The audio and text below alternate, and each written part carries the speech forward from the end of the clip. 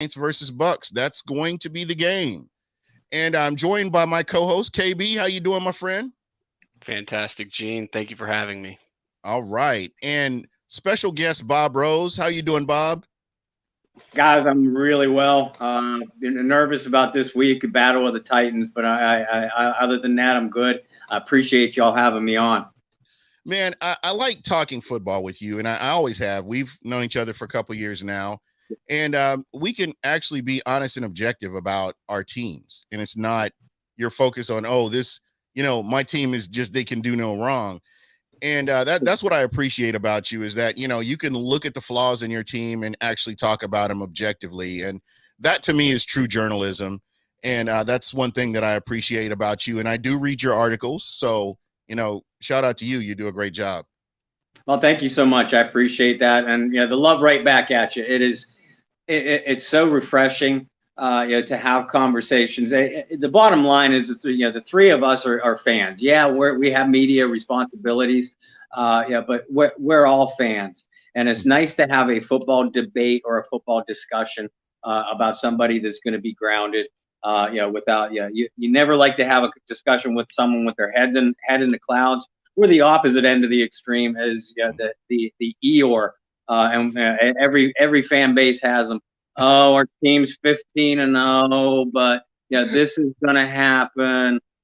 My God, I mean, it's so irritating. But yeah, you're right. Fans that are tuning in, and I thank you for watching. Gene and I actually have worked up a nice friendship, a legitimate friendship in the last 2 years. KB, you and I have gotten to know each other a little bit better in the last year or so. So I feel bad because I have to hate you guys twice a year. But the hate comes from nothing but respect. Hey, man, right back at you, man. But this is going to be a great game. I've been watching New Orleans very closely all season and watching all their games, especially the defense, especially special teams. The facets of the game that gave the Bucks trouble last year are some of the things that I've really been watching. And shout out to your head coach and your coaching staff as a whole and what they've been able to do to get guys ready for these games. So I do want to start out. I want to talk about that Seattle game. What were some of the takeaways for you from that game? First of all, Sean Payton has built the type of team. I mean, forget the national media. The national media, still believes that New Orleans can only win indoors, and then they have to throw the ball 50 times a game. This team hasn't been that team for, I don't know, 3 or 4 years. Sean Payton and his coaching staff have built the kind of squad. He can beat you at his place. He can beat you at your place. He can knock on your back door, drag you out of your kitchen, and beat you in your backyard.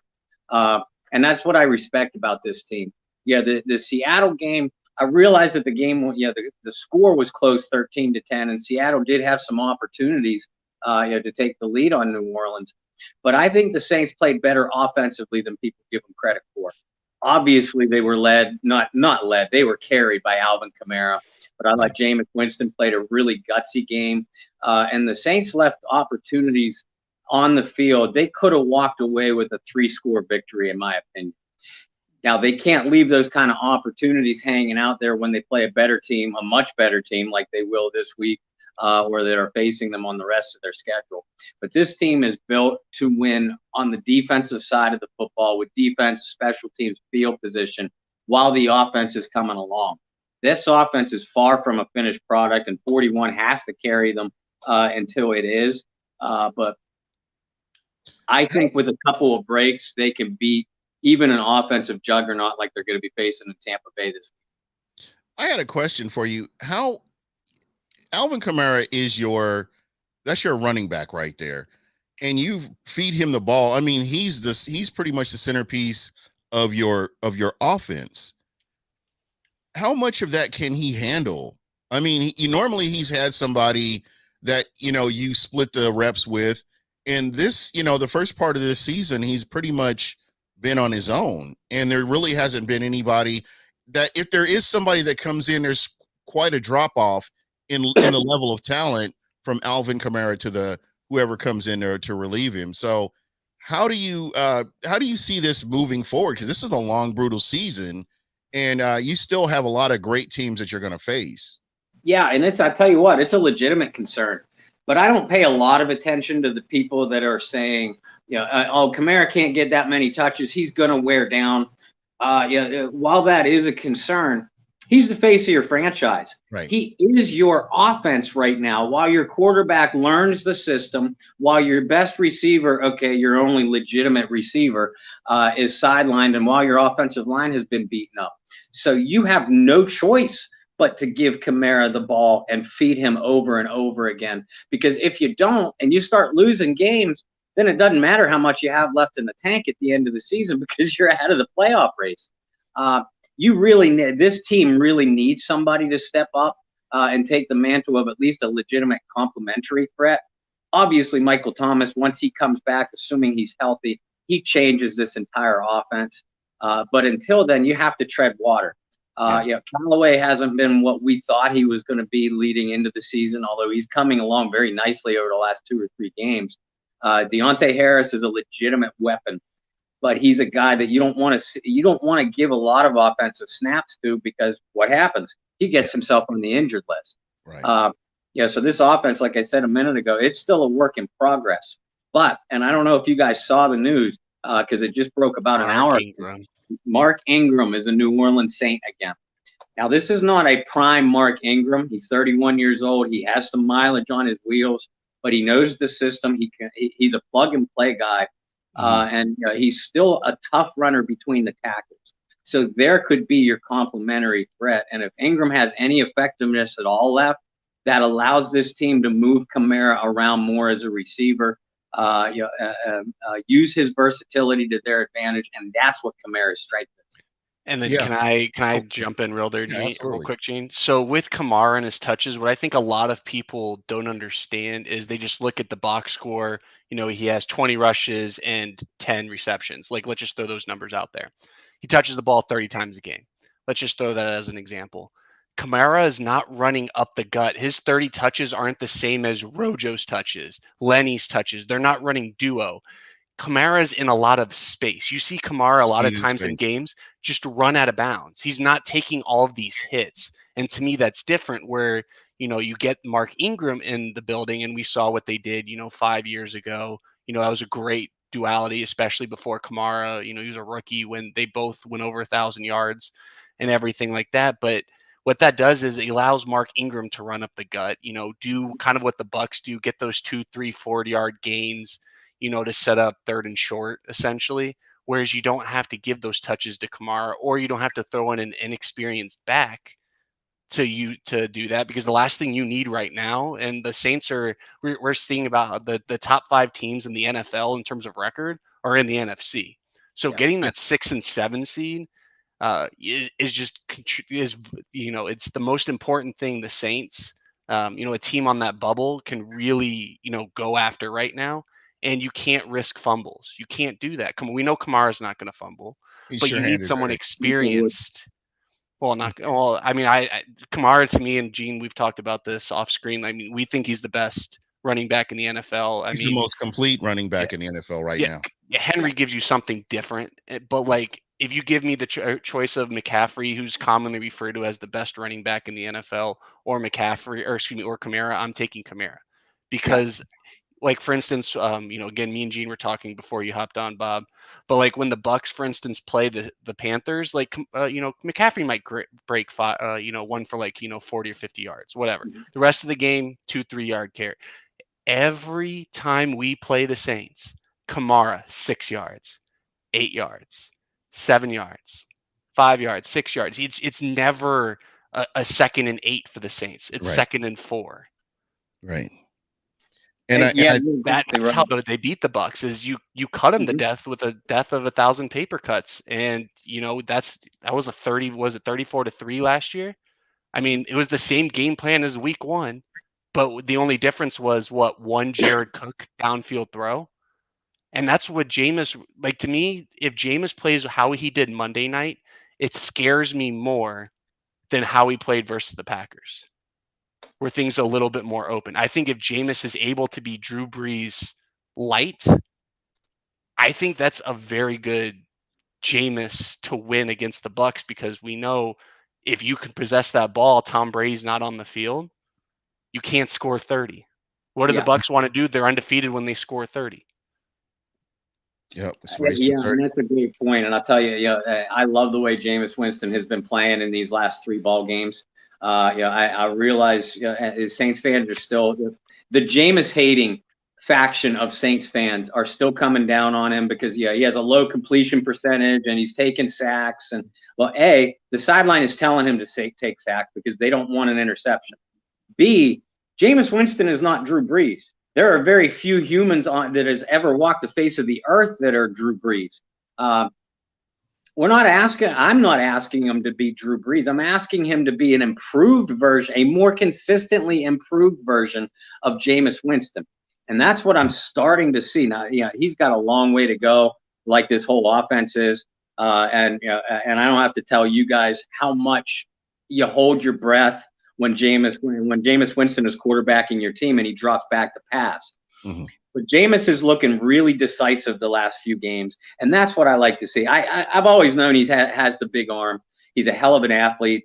People don't give him enough credit for that. He can make any throw on the football field, and when he gets into a rhythm, he is a very, very good quarterback and very tough to stop. But I like the bounce that's in his step, and I like the rhythm that this offense is starting to show.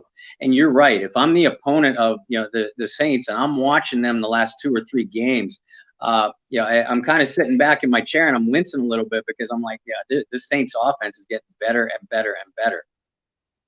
Yeah, most definitely, and that's kind of what I'm seeing. But again, with Jameis, we've watched him, from his rookie year till 2019, and you see what he's capable of doing. But at the same time, I've seen him have 2 or 3 games, just he goes on the streak and he's good, and then all of a sudden, it's just he's a blessing and a curse. Oh yeah. And people don't believe me when Saints fans will say, oh, well, you're just trashing him because he's not in Tampa. No, we experienced this. This man could go out and have a 400-yard passing game and just shred a defense to bits. And then the next game, he throws a pick 6 and he throws a walk-off pick 6 and, just that kind of stuff. So I think what Sean Payton is doing right now is reining him in. You've got a good running back. You don't have to put any pressure on Jameis' shoulders other than, hey, get the ball out. If you can complete this pass with no chance of an interception, don't take any chances. Go ahead and do that. But otherwise, you got Alvin Kamara here. You can get the ball out to him. You can do what you need to do. And that's kind of what we've seen from him. And I think Sean Payton is going out of his way to make sure that Jameis Winston doesn't put this team in harm's way. And that's kind of what I've seen from him now. That's why they're not taking the training wheels off of him. They're controlled with, if you'll notice, Jameis Winston's pretty controlled with how he's going down the field. It's not that gunslinger Jameis Winston that we've seen here in Tampa, but it's a totally different scenario there. I think Sean Payton really he knows Jameis Winston is good, but he doesn't want to put the team in harm's way. So he's really controlling what's going on. Yeah, very much so. And I think that was the plan the whole time. But when the NFL schedule first got released, this upcoming game was the one that I thought to myself, I'm like, this is where we're going to see the true Jameis Winston. How far? And I believe he has matured both on the field and emotionally. But we're going to find out how much. The other games, the other previous games, you knew that they were going to be tight. And I knew they blew out Green Bay. But that was the only other concern for me was that, that opening game against the Packers. If Green Bay jumped out to an early lead, would Jameis have to play? How would Jameis look if he tried to play hero ball? Well, that didn't happen. And all the other games, the Saints were able to, at least on paper coming in, the Saints were able to approach it with a balanced mindset. In this game, and neither team should be able to run the ball very well because these are the best 2 run defenses in the NFL, really, bar none.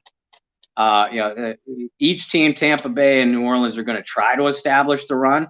In Tampa's case is to keep Brady alive, and in New Orleans' case is to keep Winston from beating them, beating themselves. but I don't look for either team to establish much of a run. And the New Orleans defense is going to make some plays, and I think they'll do it again this week. But you're not going to hold Tom Brady in that receiving core to 10 points like you did Seattle. You're just not. Therefore, by default, this comes down to Jameis Winston. You're going to have to win the game at some point, not support a win the game. Does he have enough weapons at his disposal? That's the big question I think Saints fans should be asking. And the other prong to that question is, does Jameis have the mindset? We know, you guys know too, he has the physical abilities to do it. Right. Does he have the mindset to do it? And this game, I think, is going to end up telling the tale. Yeah, I think being at home helps him, though. Have the Saints fans crowd behind them because, for instance, I can tell you right now, Byron Leftwich is going to call a duo up the gut on 1st and 10 the first time the Bucs get the ball. So if they're, wind up being third and shorts and mediums and running, long, deep passes and getting off the field on 3 and outs, that's Jameis's opportunity to, get Kamara going, get that 7-10 lead. If I'm the Saints, that's the best case scenario, is to get that first quarter lead. So that way, even if it's neck and neck at halftime, let's say the Bucs finally established, they seem to be a really good second quarter team. The Bucs aren't a team who come out and just, start wailing on you, putting up points unless you're just a really poor team. Or Chicago. So let's say that's Matt and Nagy. Don't get me started. But for instance, like let's say it's a neck and neck game at halftime. That's the best case scenario, or obviously a Saints lead. Like to be able to get Jameis to stay within the game, because the best Jameis in terms of what he performed like in Tampa is when plays break down. He's outside the pocket. You saw Monday night pointing to where a receiver should go. Mm-hmm. That's the best Jameis Winston. And I don't want to derogatory call it street ball, but when you give Jameis time, and the Saints offensive line has been able to do it, we've seen it where Jameis is just sitting there pumping, whereas years past, he would just throw it up to Mike Evans, 50-50. Mm-hmm. So he has that time. And I think the best thing the Bucs can do in this game is honestly to have like Devin White just be like a spy at this point. This is assuming Levante David plays, because Levante is probably one of 3 linebackers in the NFL who can play Alvin Kamara on an adequate level.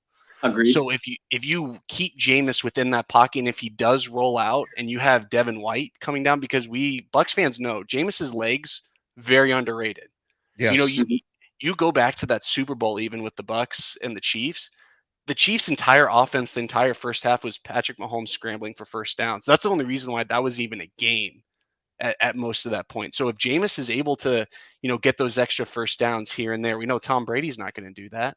Those are the keys of the game, is to turn or to get those, key first downs with your legs, but then also turn those 2 or 3 bad throws into week 1 of last year, the Jared Cook down the sideline. Because then what's that going to do? Put the Bucs back on their heels, play the pass, worry about getting beat over their heads, and then that's when you go to Kamara. That's a great point. And I think that's the way the game is going to unfold for both sides, for better or for worse. And the defenses both defenses have to do their jobs too. And let me jump in here real quick. How comfortable are you with your defense, your defensive line and your linebacker core? Very. That's strength. It felt like a strength coming in. Most of the fan base, and certainly myself included, was worried about the cornerbacks. That turned out to be a team strength. Knock on wood, because they're going to be tested fiercely this week.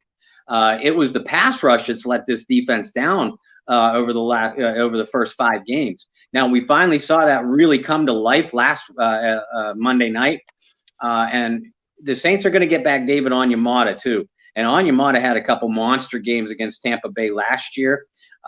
He is by far their best interior rusher. So what that's going to cause, an interior rush is going to cause opposing protection to kind of pinch in and honor that, leaving at least one of your edge rushers in one-on-one blocking opportunities. And that's not something that the Saints have had. That's why Cam Jordan Peyton Turner. Marcus Davenport just came back last game, and he had a terrific performance. But that's why Cam Jordan, Peyton Turner, Tanoh Kpassagnon, they've been getting the pressures, but they haven't been getting the sacks because they've been getting late pressures. So it's they're still forcing the quarterback to move out of the pocket, but by then the quarterback has the ball in his hands 3 and 4 seconds. That's plenty of time to make a play downfield. I don't care how good your coverage is. So I think with the return of Quan Alexander and Davenport last week, along with Onyemata this week, and I gotta believe that David O is in great shape. I think we're going to see the Saints. We know we're going to see the Saints defense at their healthiest in 2021, and it's already one of the better, one of the top 3 or 4 defenses in the NFL as far as run pass ratio. Now they're going. We knew that they could stop the run before. They were providing nice coverage and making plays in the secondary. Now we're going to see them really start to amp up that pass rush, and Dennis Allen is going to get a lot more comfortable in his defensive play calling too. And with Dennis Allen, comfortable means aggressive. Yeah, and I want to kind of switch gears a little bit and talk a little bit about Tampa. What have you seen from the Buccaneers this year? I mean, as you've been watching, this has been something I've been really curious to know if you've paid attention. I pay attention to the teams in the NFC South. Mm-hmm. I thought Carolina was going to do something. They've kind of fell off a little bit. What you have with Atlanta, and New Orleans is still with their coaching staff and the pieces that they have in place. Watching Tampa, I know you have to be in your mind wondering, how does Tampa match up with this guy? Or when you've looked at the Bucs, or if you have, how do you feel about this team? Well, first of all, you got to be impressed with that front office and the leadership in that locker room, managing to keep together the entire core on both sides of the ball coming back from the Super Bowl. That's literally unheard of. It's something that's never happened in the free agency era. And I realize that a lot of that has to do with Arians being a player's coach and TB12 always giving you a chance to win the Super Bowl. When Breeze's decline literally fell off a cliff last year. In my opinion, there were signs the year before. When that happened, I honestly figured he had a little bit more in the tank than what Tom Brady did based off of Brady's last year in New England. I thought Brady's performance was going to fall off a cliff, and it did not, and it still hasn't. I'm waiting for that deal with the devil that he made to run out, because it's got to have a limitation at some point. Because the man is still playing really well. He's supported by the best receiving core he's ever had, and in my opinion, the best in the NFL. And that's what makes this machine go. Fournette and Ronald Jones, I respect them as running backs, and I think if they were either one were in a run-heavy system, we would really see what they could do. But as long as Bruce Arians is your coach, you're going to be pass heavy. It's just like Sean Payton and Breeze's prime on the other side. So I haven't seen a lot out of Tampa Bay's rushing attack, but I know that they could do it because that's what a major factor was in that playoff victory last year. Defensively, I don't have to tell you guys that Tampa Bay is just so beat up in the secondary. Especially at their cornerback position. I love Antoine Winfield. I would give almost anything to have him on my team. The man is an all-world safety, but he feels like an island in and of itself right now. That secondary is just getting eaten alive, and in a way that I didn't see, them get beat last year. And I realize you can only play with the bodies that you have on the field, but this game is shaping up. There's strength versus strength all the way across the board when it comes to New Orleans and Tampa Bay.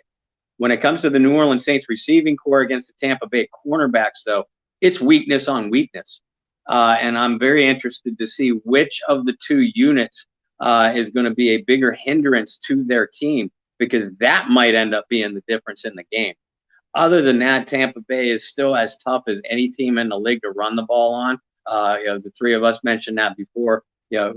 Rushing yards are going to be hard earned on both sides this game. And Vita Vea, man, he is the beast incarnate. You could put him in a WWE ring, and after a week of training, he's probably going to walk out as the world champion.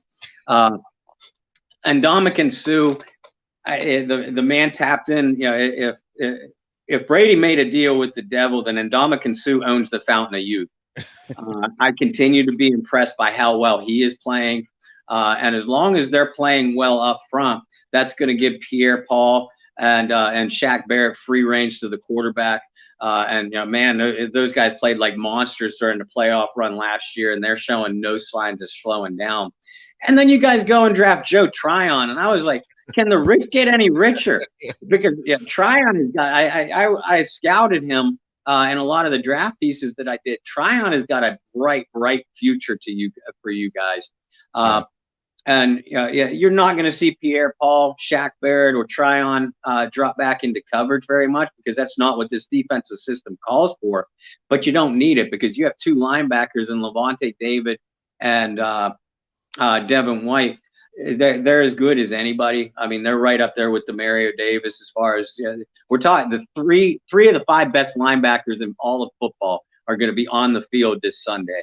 And as much as I love Demario, I love to watch linebackers play anyway.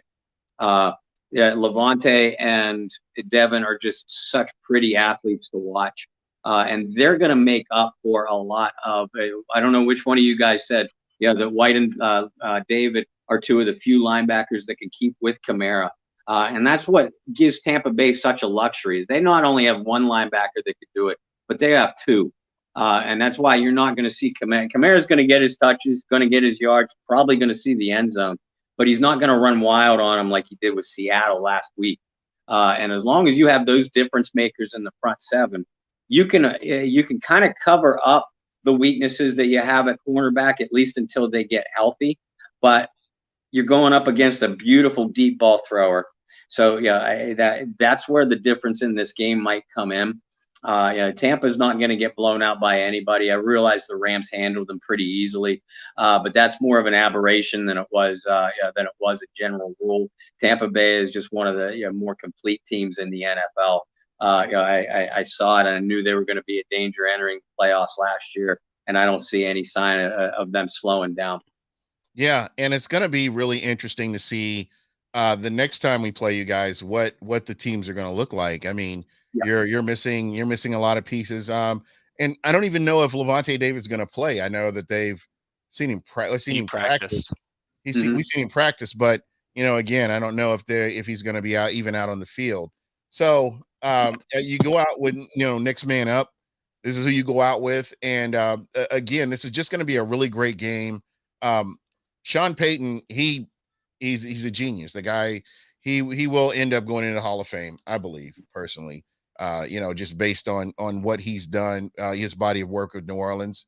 And I know a lot of people may not agree with me here, but that's kind of what I'm seeing from him and what he's been able to do. And New Orleans is going to be in every game they play this season.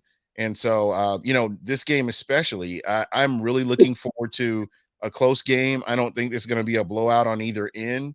But it's going to be, who makes the least amount of mistakes from what I've seen from New Orleans and from what I've seen from Tampa. That's what it's going to come down to, who makes the least amount of mistakes. So, and then I saw in the chat someone mentioned to bet on the Bucs because they're getting 4.5 on the road before that line goes up. And in my opinion, I mean, I don't bet on NFL games, but I've heard so many people that do. You never want to bet on a Jameis game. But for me, the only way that this isn't the only way I can see this being a double-digit win for the Bucs, for instance, is because there's a late game pick six.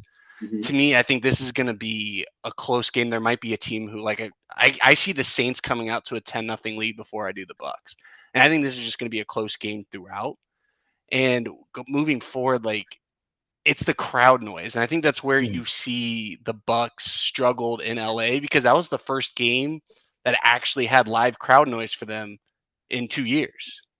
Yeah. Brady had never heard a loud crowd. The offensive line. It's a completely different ball game. LA, that stadium was hype. That was their first legit. I know they had a week 1 big deal primetime game. But this was, everyone talked about all the offseason. This was going to be 1 and 2 of the NFC. That game, the LA crowd was there. We know New Orleans is going to be there. We know how loud that stadium can be. Oh, it's crazy. So that to me is going to be a huge factor because again, anything that could prevent the Bucs from scoring 30 worries me as a fan. And I was going to go to the New Orleans game, but just with COVID, all the COVID protocols and everything, it's same here. It's just kind of hit and miss trying to get there. And then with the hurricane that came through, I wasn't sure if this was even going to happen there. Yeah, that's why I didn't go. Yeah. So I ended up not booking a flight and not going just because of that. But I would have loved to have been in New Orleans. That would have been the game that I wanted to see. When I think about NFC South rivalries, I know that you guys have history with Atlanta, whatever. But since the Super Bowl, we don't have to worry about Atlanta anymore. We don't even talk about it. But the new rivalry it seems like is Tampa and New Orleans. And on social media, that's kind of what I've seen. And that's the game that I would want to be at to see, just see this team. And there's just so many subplots and storylines and stuff like that. This is just going to be a good game. And that's what I'm looking forward to. I've got so many friends that are Saints fans that poor decision making or whatever. But we're still friends, and they give me grief. Oh man, I mean my DMs were just loaded this week. Hey, I don't like you, and I'm not talking to you all week until next week or something like that. So, this is the NFC South right here. The New Orleans Saints and the Tampa Bay Buccaneers is the NFC South. I mean, you can talk about the other teams if you want to, but this is where it's at, and this is going to be the game right here. Yeah, there's no doubt about it. And yeah, I think anybody coming into the 2021 season, if anybody said that it wouldn't be a two-team race between New Orleans and Tampa Bay, you were either fooling yourself or you were drinking the Kool-Aid out of someone else's fan base. Because I don't think there was any doubt about it coming in. Tampa, based off of how they finished the year, B, what they had returning, and C, the personnel lumps that New Orleans took. You had to favor the Buccaneers as far as the division went, and coming into 2021. But I've said all along, I'm like, there was no doubt in my mind that New Orleans is still a playoff team. I've seen nothing to change my mind. And I believe very strongly that this is going to be a much stronger team at the end of the year than it was at the beginning. Perhaps shades of what we saw from Tampa Bay last year. Everybody was kind of down on Brady and the Buccaneers. What were they over the first half of the year, like 5-3 or something like that? Yeah, and got a couple cupcakes, but then ran into Saints, Chiefs, Rams back to back. Yeah, and all of us, even in the Saints fan base, all of us, knew we were lucky to get Tampa Bay when we did, because Brady. I'm not as dumb as I look. I'm not an idiot, and I realized last year it was going to take Brady a while to learn the system, just as I did realize it was going to take Jameis a while to get comfortable in the system this year. So now we're talking kind of New Orleans being in the same position that Tampa Bay was. Perhaps, and it's not the end of the world if New Orleans loses this game. We saw what Tampa Bay was able to do, with a wild card seed last year. All you need to do, like you said before, KB, all you need to do is get yourself into the dance and get in there as healthy as possible. And then it's only a matter of going on a 3 or 4 game roll. I'll tell you what, my wife wanted to go. We come into New Orleans a couple times a year. One of the games that my wife wanted to go to was that Tampa Bay game. And there is nothing like New Orleans around Halloween. I'm the one that put the kibosh on that. And I put the kibosh on it, very quickly, well before the hurricane. The reason why I put the Knicks on it was this. I was like, I don't handle when my teams lose very well in general. I really, really don't handle it well if my team loses to a Tom Brady or an Aaron Rodgers. And I go, I'll end up in prison, dead, or both. But Bob, this is very key, though. I know you're coming into the mindset of the game. If we lose, we lose, not the end of the world. But if you win, though, Bob, you're sitting at 5-2. The Bucs are sitting at 6-2. you have the 1-game advantage. If there's a tie of any sort, we're both playing the NFC in the AFC East. I mean, it doesn't get much better than that in terms of both of our schedules. Like, if you look at the NFC West, the Saints schedule is well, other than this Cowboys game. But like, for instance, we already played the Cowboys too. So what I'm saying is it's a very similar schedule. So if you look at the NFC West, for instance, I mean, the Cardinals are playing the Packers Thursday night. The Packers are playing the entire NFC West. Like, in many ways, they're going to beat each other out. So if the Saints were to, let's say, win this game, that gives you the momentum to carry out, and maybe you pull a surprise. If you lose, obviously, I think you just go in with the mentality, you want to go and, like, Jameis, learn the system better, get into the playoffs, everyone healthy. You go into that mindset. But if you win this game, I think your entire outlook on the season changes. Yeah, absolutely. I want to know your thoughts on that, though, Bob. No, I'll agree with that. And I especially think if New Orleans wins this game, the national media will start talking about the New Orleans Saints again, which always makes me roll my eyes because they have no idea what they're talking about anyway. Even with Brady, it's the same way with us. All they talk about is Brady and AB. They still don't even talk about Mike Evans.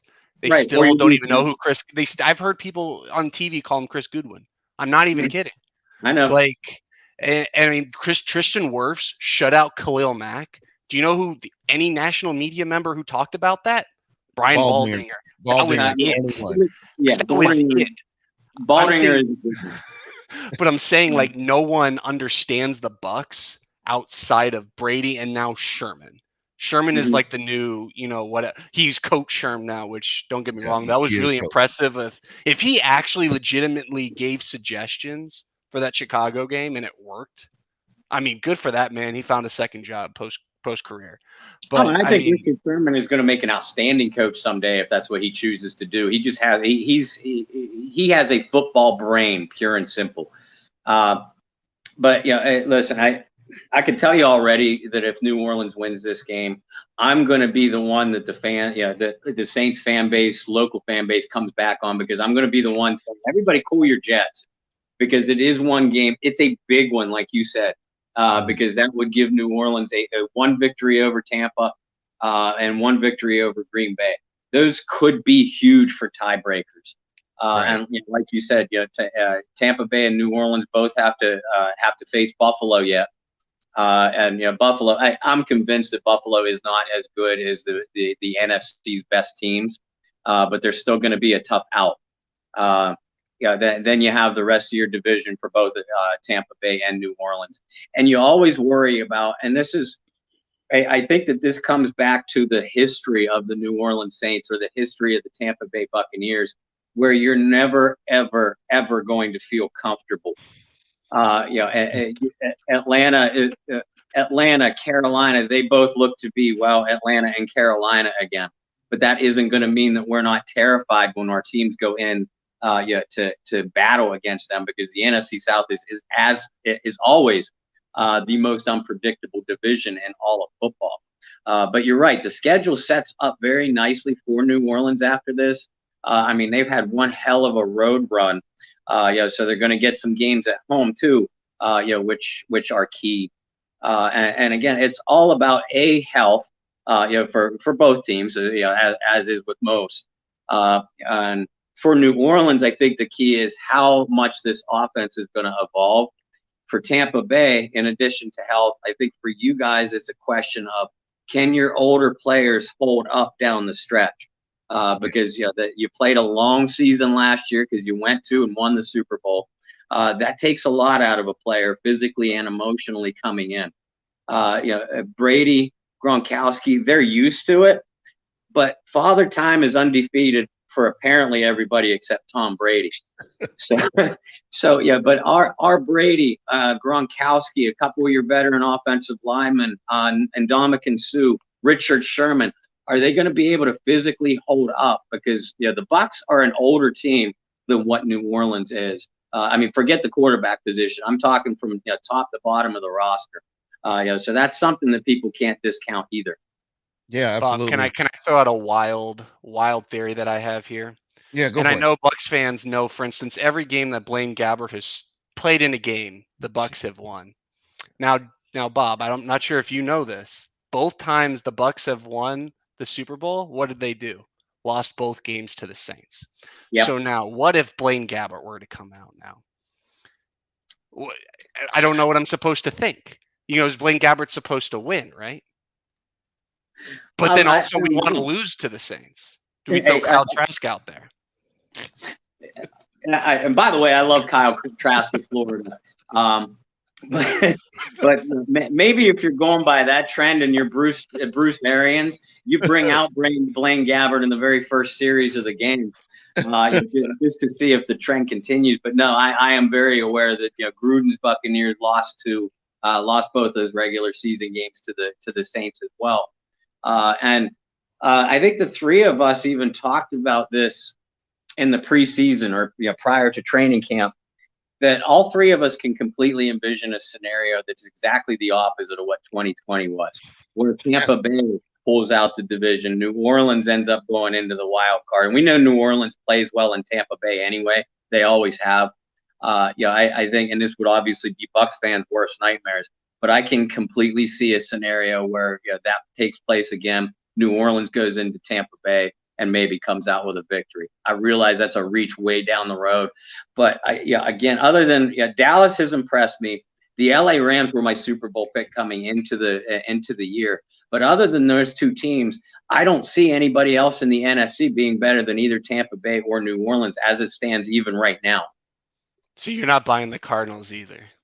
No, I'm not. They're a playoff team.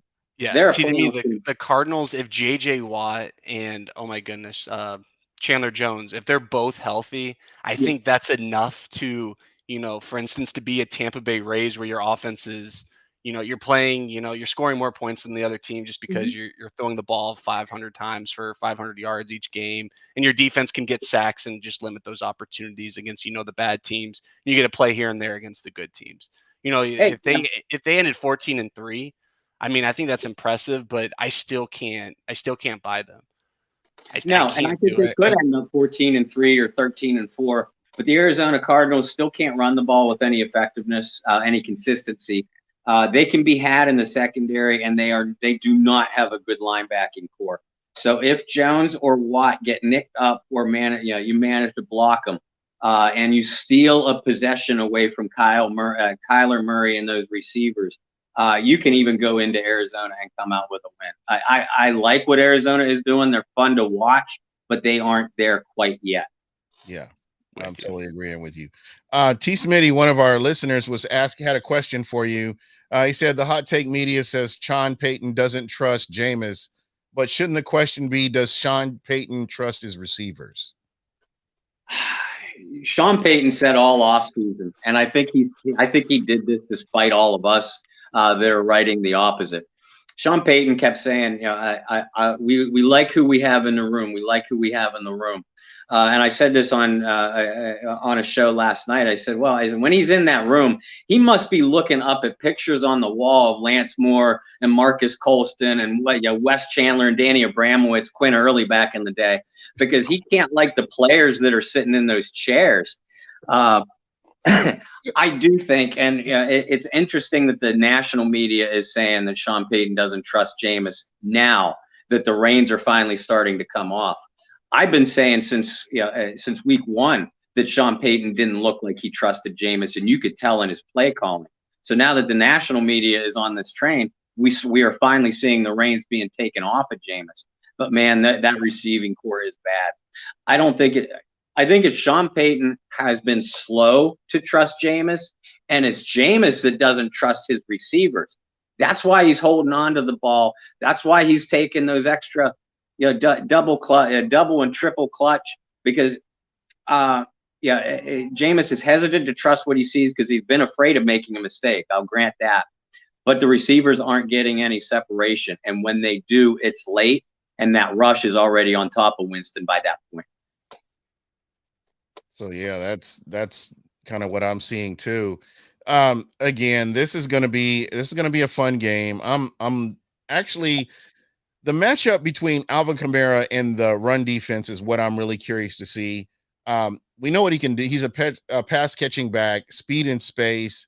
He doesn't take a lot of big hits, and as KB mentioned earlier on, so it's going to be interesting to see how they use Alvin Kamara in this game, and try to keep him well. And do you know if Ingram will be playing, or does he have to sit out, or how's that going to work out for him? He can play. We don't know yet. The trade just took place. Other than COVID, what else would he have to do? That's probably it. He's probably going to have to go through the standard COVID test. I believe that the league mandate is you got to sit out and be away from from a new team, for 2 full practice days, which leads us right into the end of the week. But assuming, go ahead. No, this is similar to Zach Ertz. When Zach Ertz went to Arizona, it was a day. It was a day Thursday later. Night. It was a Friday. That's right. Yeah. That's right. Because I made the joke that maybe somebody on fantasy can play him twice, but that wasn't going to. So for Ingram, for instance, as Bob was saying, he wouldn't be able to practice Thursday or Friday. But if there's hypothetically a walkthrough on Saturday, I mean, he knows the playbook. Can he just run, between the tackles for 5 to 10 snaps? That'd be the only way I see him playing. If Mark Ingram is able to play, that's what it'll be. It'll be 8 or 10 snaps if it's a close game. If New Orleans has to rely on the pass, then we might see Ingram for 2 or 3 snaps near a goal line, and that'd be about it. Because Ingram has been active for the Houston Texans, as active as the Houston Texans have been in the NFL this year. So it's not like the guy is coming off of injury or a period of inactivity. He's in football shape. And like you guys said before, and I couldn't agree more. Mark knows the system. I think that's one of the reasons why they made the deal that they did, is because he is a plug and play guy. But you're not going to beat the Tampa Bay Buccaneers with Mark Ingram running between the tackles anyway. He's just going to be a complement. And somebody that allows the team to move Kamara, out of the backfield and into the slot, or even line him out wide. I don't want to spend too much time on this real quick, Gene. But Brandon Cooks, ever since the Mark Ingram trade, he's been out on social media. Obviously, he has ties to the Saints. Is that someone that you would envision that would be helpful to the Saints? Let's say you made a second deal, or I was surprised if you're going to trade for Ingram. Why not throw an extra 5th or 6th and get Brandon Cooks in the building too? I mean, I think he's only 1.5 against the cap. We know the Saints can figure that out. Oh yeah, salary cap for someone like Brandon Cooks is child's play to Mickey Loomis. The cap is a myth. It is. It is, and now that he's invented these voidable years on the end of contracts, we're going to start to see other teams. We have already started to see other teams do it. Brandon Cooks is the only realistic trade the New Orleans Saints can make for a wide receiver at this point. I personally don't think it'll happen because Sean Payton is just that stubborn. The fan base has been calling for a wide receiver for a month. I've been calling for a wide receiver for 3 months, and I don't know whether Coach reads my own articles, but I know he pays attention to the fan base, and I'm convinced that he does this sometimes out of spite. But Brandon Cooks is a guy, again, who knows the system. People, and you guys saw this with AB. It took Antonio Brown 2 or 3 or 4 weeks to get really acclimated to the Tampa Bay system once he was able to play. And the only reason that happened that fast is because he was familiar with Bruce Arians, he was familiar with Byron Leftwich, and he was familiar with Tom Brady. Brandon Cooks has that kind of familiarity, not necessarily with Jameis Winston, but certainly with Sean Payton and Pete Carmichael, the titled offensive coordinator. We know who calls the plays, but the other receivers that might be available would just take too long to get acclimated to the Saints. Allen Robinson. I don't want to hear Allen Robinson to the Saints again. I really, and it's no offense to the Saints, and it's no offense to Allen Robinson. No, That's I love him. That's just not going to fly for a 1 year, because he's not going to re-sign with you. It's not like you have a second year where you can get him acclimated for next year. You can build that chemistry. He's gone. Yeah, he's gone. Exactly. And you have to give a first, second round pick for him. Yeah, exactly. And any other receiver, other than like a Brandon Cooks, who'd be 100% acclimated into the system within a couple of weeks at the most, and probably a plug and play guy. Any other guy would take a period of, I'd say, at least a month, and by then, at least theoretically, you'd have Michael Thomas back, and your receiving problems would be mostly solved anyway, because no other wideout is going to see any Yeah, significant between Kamara and Thomas, was there going to be 10% of the targets left for anyone else? Like to me, like you mentioned earlier, like Deontay Harris, if you get him 5 touches a game on the offensive side, that's like perfect. So there's another 5% that goes away. So who do you really need to count on at that point? No, you don't. And I've been telling people all along, look, I love Deontay Harris, and I really like healthy. Like right now, he is healthy, right? He missed the Seattle game. I have a feeling that they sat Taysom and Deontay out of the Seattle game to give them an extra week of recovery. Deontay has a hammy. Taysom has a concussion. I feel that Sean Payton didn't think he needed those players to beat Seattle. Smith. We did that last week too. He had this Tampa Bay game circled, as returns for those guys, and I think there might be something to that. But listen, I love Deontay and I love Marquez Callaway, but I've been telling people, I'm like, they aren't number one receivers, and we're seeing that, and that's what the problem is with the Saints receiver. The other guys are a joke, but Harris and Callaway are legitimate complementary threats. The issue is you've had nothing to complement them. Right. And that's kind of like, and not to get off the subject, but that's like Calvin Ridley. Calvin Ridley is a complimentary. I'll go head to head with anybody on this. He's not a guy that's going to take over the game like a Julio Jones. No. You put him on the opposite side of a top tier receiver, and he's a monster. But he's not going to make those. He's not going to make those plays on his own. Well, Calvin Ridley, to me, for instance, is very talented. But if we're going to stick on to the Saints as, our subject of conversation, there's no better person who schemes someone open better than Sean Payton. Right. I don't want to hear Andy Reid. Tyreek Hill is fantastic, but each play isn't designed to get one. Like, to me, the closest comparison is what the Packers do with Devontae Adams. To me, that's the only. And that's not even close. Well, but that's Aaron Rodgers and Devontae, being on the same page, but there's also not an added extra person there. Like, for having Kamara and Thomas is such a game changer for defense, because to me, that's even more deadly than Tyreek Hill and Travis Kelce. I know that's, the media is going to blow that up because of Mahomes versus Winston. But if you give me Drew Brees, Alvin Kamara, and Michael Thomas, you already see what there is at a very declined Drew Brees. It's a 13-win team. Right. Like that, and that's as simple as it is, because all you have to do is get those 6, 7, 8 yards every single play.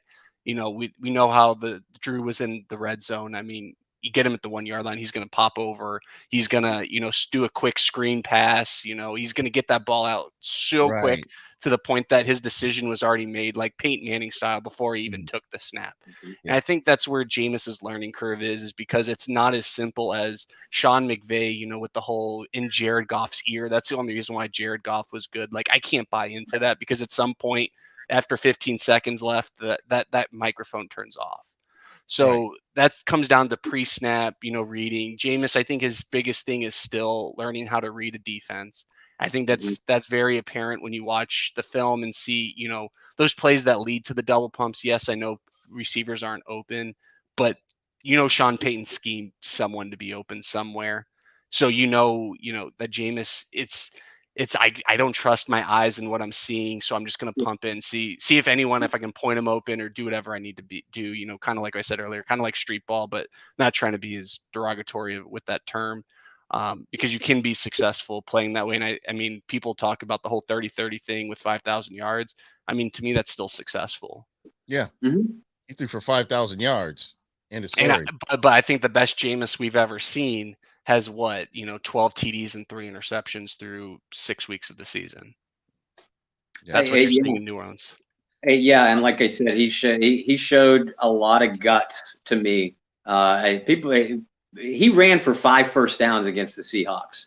Yeah, big. But that's what he does. That's what Jameis Winston does, and that's what he doesn't get credit for. But that's what he does. He'll stretch a play. Gene, who's that Fox commentator that used to be on all of our games before we had Brady? Do you know who I'm talking about? He literally did 90% of our games. But if I had to hear him say again, oh my God, Jameis has the most, like, he has underrated legs. Like, he would say that 15 times, Bob, during a season. Yeah. That's And I because can't think of he that guy's name. scrambles for first downs. That's what he does. We've seen Jameis do all kinds of rumbling, fumbling, stumbling to get, 4th and 30s. I've seen that. Like, Yeah. that's Jameis. Yeah, because But I was at a Bucks game, and I think it was 4th and 20, 3rd and 20, 4th and 20, and Jameis Winston runs for a first down. Mm-hmm. Just there and just broke like embarrasses 3 the whole tackles. I think I know what you're talking yeah, about. and he embarrassed the whole Atlanta Falcons defense, which I was there for that too. By the way, that was the best part of it. But the fact that he was able to do that with his legs. And coming into the NFL, everybody was making fun of him because of his 40 time, but that didn't matter because the guy is a football player. Yeah. He's an athlete and he can go out and make plays. The only thing to make fun of him is his workout routines. That's it. I just had to throw that one out there. He's a natural goofball. And well, I think his trainer is more of the goofball. I think Jameis, he's good. Like, players love him. Yeah. Right. I mean, at the end of the day, like, he is who he is. Here in Tampa. He might not be Tom Brady, in terms of leader, but I've never seen someone try so hard to be a leader in my life. Yeah. I mean, he was at least putting himself out there. He needs to balance a ball while he's doing, dumbbell bench presses. He needs to have a dog chasing him when he's throwing towels instead of footballs. Yeah. Like, I mean, at some point, I do have a question from one of the listeners is asking, do you see Michael Thomas being traded next offseason if he gets hurt again or if he isn't productive as he has been past few years back? My thing is, we don't know. This is why I don't listen to the media. This is why I do not watch ESPN, NFL Network. If I want to know about what's going on, I will follow you or, some of your colleagues to find out. Because when I kept hearing this BS about Michael Thomas being at odds with the New Orleans Saints, I laughed. Mm-hmm. I just laughed. Every time I would see it coming on my Twitter line, I would laugh. Taysom Hill, the reason they paid off, they're going to trade Taysom Hill because he lost his position. He lost the quarterback battle with Jameis Winston. I laughed. And this is just lazy journalism, as T. Smitty mentioned. And these are just things that aren't going to happen. Michael Thomas is in a good place with the New Orleans Saints right now. End of story. And so if something happens in the offseason, it'll be because they couldn't come together on money. And that will be it. It's not ill will. Michael Thomas doesn't like Sean Payton or Mickey Loomis or vice versa. It's going to be because they couldn't come together on money. But as far as the team goes, they're fine. They're good, and they have been good this whole time. Mm-hmm. Well, isn't Michael Thomas's only real beef with the organization with Chauncey Gardner-Johnson? I mean, like, other than that, I mean, there was the whole money thing, but like every player at some point has held out for money or, has their agents, things become publicized because that's how you get money.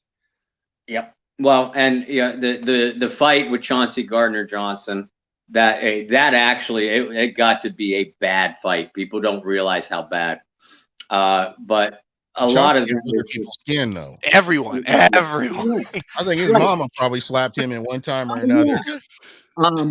But Mike has gotten into it with Marshawn Lattimore many a time in training camp practices too. Lattimore gets under people's skin. Well, just ask Mike Evans. He lives in Mike Evans' brain. DK Metcalf. Jeez. And Michael Thomas he has today's wide receiver personality. Mm-hmm. It is very pay attention to me, as most of the top receivers are. David, you asked the question. Gene actually reached out to me and DM'd me when the Thomas trade rumors, first started growing. And he asked me, and you weren't the only one. I got asked a lot, but no, Michael, as we sit here today on October 27th, 2021, Michael Thomas is in zero danger of being traded. He was in zero danger of being traded. It was never going to happen. Don't worry about, and I have an issue with a lot of our own fan base. Well, he's injury prone. He's injury prone. Trade him. Before he got hurt last year, from 2016, 17, 18, 19, 4 seasons plus playoffs, Mike missed 1 game. And you're talking about a player who plays 90 to 95% of the offensive snaps. We talked before about Kamara avoiding big hits. Mike Thomas takes them. And he took one against the Bucs week 1. That's what started all of this. Yeah. And that ankle should have shelved him for the season. He came back, and it was a combination of the team kind of pushing him a little bit to come back early, but Michael Thomas is not going to do anything that Michael Thomas doesn't want to do. So he came back to help Drew Brees hopefully get a ring. That didn't work out. There was some miscommunication with Thomas, the medical staff, and team officials, and that's why the surgery. Mike Thomas did not want to go under the knife. And I don't blame him. I hate surgery. A lot of players aren't, because keep in mind, a lot of these players, where they've, come from, they may have never had an injury before. Right.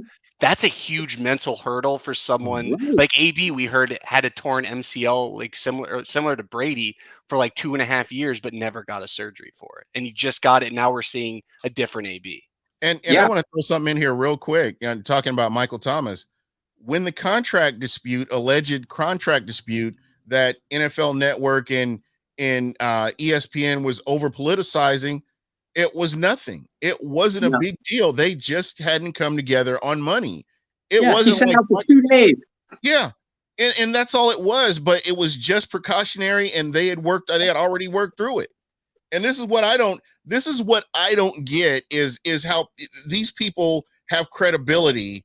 And that's why it's important to support local media, regardless of what team you like. If you want to learn about another team, support local media, support the people that are boots on the ground.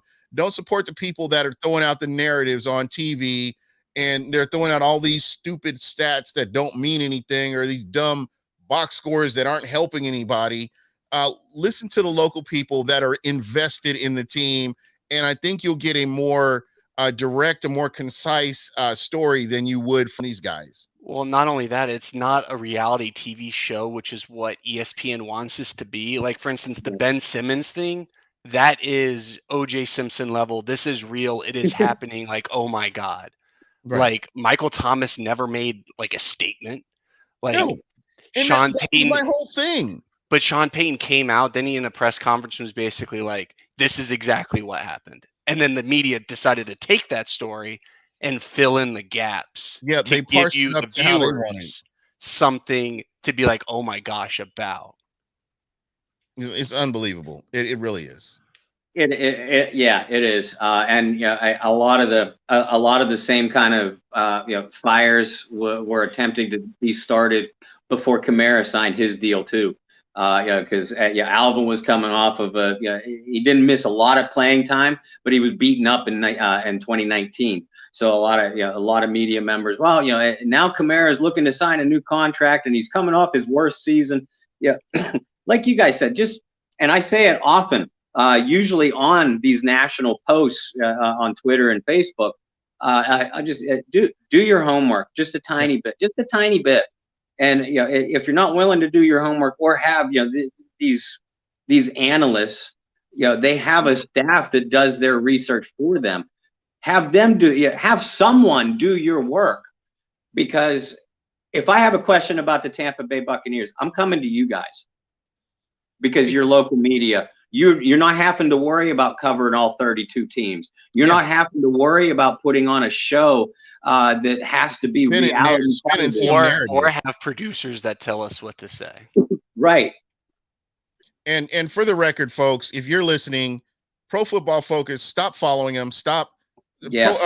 Pro Football Talk. Excuse me. I was about to say, Trevor about to come down here from Charlotte. I actually have Pro Football Focus up. Pro Football Talk. Mike Florio. I got to say, please do not listen to this man. He's got vested interest in whatever he says. It's not beneficial. It's not accurate. And I'm just shocked that NBC continues to allow this guy to have the leeway that he has, and he gets away with saying this stuff, and there's no accountability for him saying it. So did you see what he wrote? I mean, I because of Gene, I mute Pro Football Talk. However, screenshots and things all of a sudden, they make the way to the timeline. But Bob, I want to give you an example here. Tom Brady, everyone's making this big deal. It's maybe because of Colin Cowherd, but the backwards hat quarterback thing. Tom Brady on Sunday, Bob, wore a hat backwards. And this man is literally putting him down about how this is going to ruin the Bucs season because he's too comfortable now. He's all the show. This is the kind of stuff that Gene's referencing. Mike It's Florio's just a clown, and I can say anytime this is my show. Brady or the Bucs do anything, it's story immediately with this stupid spin. Yeah, and eventually I just caved and I just muted it. I just can't look at it anymore. And I'm with Gene. Florio has been muted blocked for quite some time. The only time I see something from Florio is one of my followers or my site, retweets or comments on it. And I usually try to ignore it even then because Florio, he is a clown. He's not worth my time. It's the same with Ian Rappaport. Ian Rappaport, I've called Ian the National Enquirer of NFL reporting. And before that, it was Jason Lockenfora. I don't even know if Lockenfora is still doing this. Is he still? Oh, he is. Oh, he is. It's just, and it's one thing to speculate. And in our business, we do speculate, and that's okay. But don't come across to me like you have legitimate sources in the building or with the team that you're supposedly reporting this for. I would be just fine if an Ian Rappaport or a Florio or a Lockenfora would say, well, my guess is this is what could happen or what I see happening, my prediction. Because predictions are just that they're personal opinion. They're personal, which is fine because they have an audience. They've earned, or at least Rappaport, has earned his following to the point that it's him and Schefter is where you're going to get 90% of your news. That's just how it is. Well, and the reason why I singled out Rappaport specifically is it's no secret that Sean Payton and the New Orleans Saints, they won't let Ian Rappaport inside their building. They won't, and that's not an exaggeration. So whenever Ian Rappaport reports something on the Saints, I just bust out laughing. I do. Now, obviously, a blind squirrel will find a nut every now and then, and one of those guys will spit something out that's ahead of most of the local media. Mm-hmm. But when that happens, it's only because they got it from someone first. They don't, Florio, and I'm pretty sure Sean Payton hates Florio too. But Florio, Lockenfora, Rappaport, they don't have any legitimate sources, fans. And another reason to follow your local media. It's not, and I admit I don't have much sources myself, but I'm also going to sit here and tell you, well, my prediction, my guess, what I think is going to happen. I'm not going to look you in the eye and say, yeah, my sources tell me blah, blah, blah, blah, blah. If I had sources, I'd tell you. Yeah. But otherwise, I'm just trying to do my job. Yeah, that's like Florio called out Bruce Arians about COVID protocol, and he didn't get the whole story. And well, then there's Florio, who basically said the Bucs should, forfeit their title because Tom Brady wasn't listed on the injury report for his MCL. Yeah, that's something that he heard from sources within the NFL that they'd look at suspension. But then I know you're big with Rappaport, but my favorite one is 3 hours before Bruce Arians is at the press conference at the Combine in 2020 is Ian Rappaport reporting that the Bucs are in final talks to, close out a deal with Jameis Winston. 3 hours later, Bruce Arians is at the podium being asked about Tom Brady. Oh yeah, we're going to look at him. That tells you all that you need to know, man. Yeah, 100%. Exactly. Well, hey, I can't believe we've been on for an hour talking about the Bucs versus the Saints, probably one of the biggest games of the year until the Bucs play the Saints again. It's going to be incredible, and for us, we're looking forward to a great game, and this will be a good measuring stick to see where the Tampa Bay Buccaneers are so far going into the season. And that's kind of what I'm looking for. I mean, there's so many more games to be played. And I think this is a good opportunity for the Bucs to get better or see where they need to improve at. And, win or lose, this is just going to be a great game. And I'm looking forward to a very entertaining game. Yeah, man, I am too. And, KB, like you said before, I don't think any of us realistically anticipate a blowout. If there is one, it's because things snowballed for New Orleans and we're seeing all kinds of picks from Jameis. Otherwise, I see a very, very physical ball game. Very close, all kinds of momentum shifts. And frankly, I could see Jameis having his most productive game of the season, but I can't see this New Orleans offense the way it's geared right now. I don't think they have the firepower to match Brady in that receiving core. And although New Orleans is going to hold them down defensively a bit, and they're going to make some plays, unless New Orleans has 2 defensive touchdowns, I could see my prediction would be that the Tampa Bay Buccaneers will squeak out of this with some victory along the lines of 23-20. Man, this is going to be a great game. Unfortunately, we don't give scores here because we're bad luck.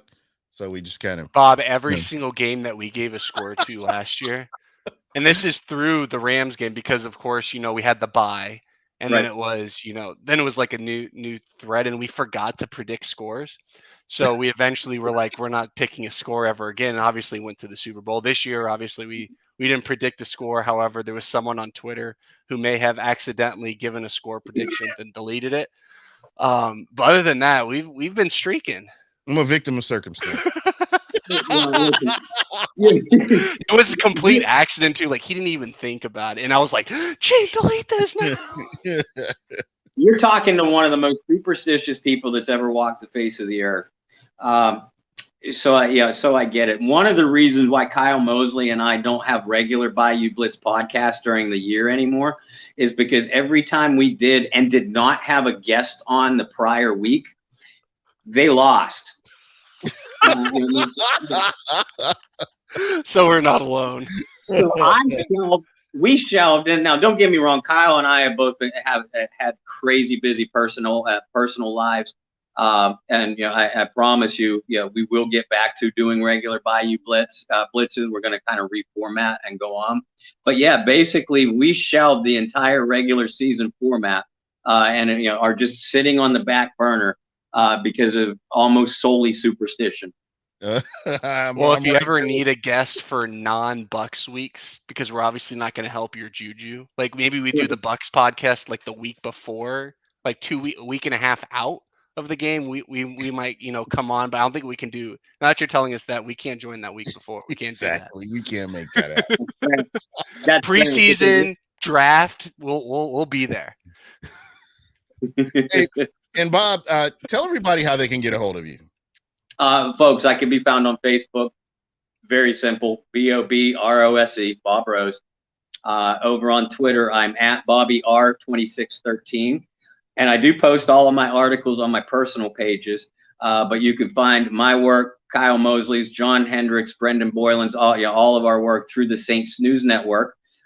Saints News Network on Twitter, at Saints News, or Saints News Network on Facebook, excuse me, at Saints News over on Twitter, or the SI.com team channel. We do all the articles for the New Orleans Saints the Sports Illustrated website, which is certainly an honor.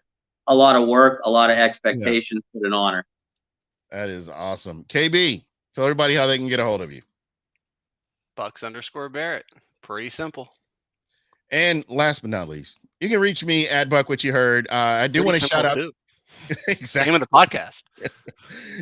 And I do want to shout out Smack Apparel and also Bucks Report, who gives us the opportunity to do what we do. So thank you to both of you guys. And last but not least, before I roll out of here, I am starting the Donovan Smith apology tour because I have not a problem admitting I was wrong. And I know that I've gone on record, I've gone on video saying I'd like to launch his ass into the sun. But in spite of that, just what we've seen from him, the improvement that we've seen from Donovan Smith, I mean, he's gone out, he's gotten better. He's really cohesive with his quarterback. His run blocking, which was always good, has just got just a lot of facets to his game have gotten better. And let's talk about the guy as an Iron Man. He's out there on the field. and best ability is availability. So, Gene, can I end it on one thing real quick with you that? go right ahead, my friend. What if I told you both the most important matchup to this game wasn't Levante David versus Alvin Kamara, wasn't Mike Evans versus Marshawn Lattimore? It's Donovan Smith versus Marcus Davenport. That is the most important matchup to this. Donovan, I think he has had a Pro Bowl caliber season. It's kind of hard to do with Teron Armstead and what's his face for the 49ers, Trent Williams. Yeah. That's just really hard to break into the Pro Bowl there. But I think he's had that kind of season, which is obviously fantastic. But if Marcus Davenport, is he real? Is he going to play up the competition? Is he going to stay healthy through the game? Because I think Trey Hendrickson was the difference last year. Yeah. But if Marcus Davenport actually hits his potential, you have Trey Hendrickson. Yeah, there you go. Again, and that was the big thing when he was being drafted was, what the potential. He's a work in progress, but his potential, if he reached his potential, he'll be a monster. O.J. Howard. Yeah. One last question for you, Bob. I just thought about him. Andres Pete. Where's he at? He's done? He's done for the year. Calvin Throckmorton will start at left guard. If Throckmorton struggles, and Throckmorton, by the way, played really well at right guard, while Eric McCoy was out and they had to move Ruiz into the center spot. But Throckmorton is a player. He's going to be tested by that Bucs interior. The names is a long and distinguished one. But Throckmorton should be up to the challenge. If he gets, knock on wood, if he gets dinged up or plays poorly, the next option would be, to bring in James Hurst, who has played mostly tackle for the Saints, but Hurst was a starting guard in his previous career with the Baltimore Ravens. So he's a swing player that could be very effective too. But yeah, Andres Pete is done for the year. Will Lutz is done for the year. That was official. Yeah, wow. That was official yesterday. Lutz had some complications. So they're going to go with the rookie, Johnson, who kicked his first NFL game against Seattle. And as I'm sure Bucs fans have already figured out by the way we've been talking, there will be no Michael Thomas in the lineup either. David Onyemata will be back. Otherwise the injury report for the Saints, Taysom Hill and Deontay Harris are limited, extremely limited, but it's still early in the week. If we get to Friday and they still aren't practicing, then their status for the game will be highly in doubt. Everybody else for the Saints, knock on wood, is just kind of nicked up, but nothing serious. Yeah, I would think that Taysom would be a game time decision. At the I think least. Sean Payton wants that anyway because hey, is Taysom playing or not? When's that snap going to come in? We figured out his crafty ways. Figured them out. The Bucs are 0-4 against them in the regular season. Saints fans will tell you. Yeah, they remind me all the time. I know. I see Saints fans coming at you guys. That's why I left the numbers to myself. I mean, I'm a football historian, as y'all both know. But you guys know the history between the Saints and Bucs, the history between the Bucs and Peyton specifically. There's just so many juicy matchups on both sides of the ball. This is going to be one entertaining game to watch for sure. Yeah, absolutely. Yeah, I always get in my feelings because he punked our head coach and right after a game, and I've never forgiven him for that. Yeah, but it was Cutter though. So. It was Dirk Cutter too. But anyway, that's for another time. Guys, thank you so much. I'm going to let you get back to your evenings. I appreciate you. Everybody in the chat, thank you so much. If I missed anybody, I'm sorry. I will make sure that I try to get you back on here next week. But look for us next week. Go Bucs. Again, Bob, thank you so much. And we are out.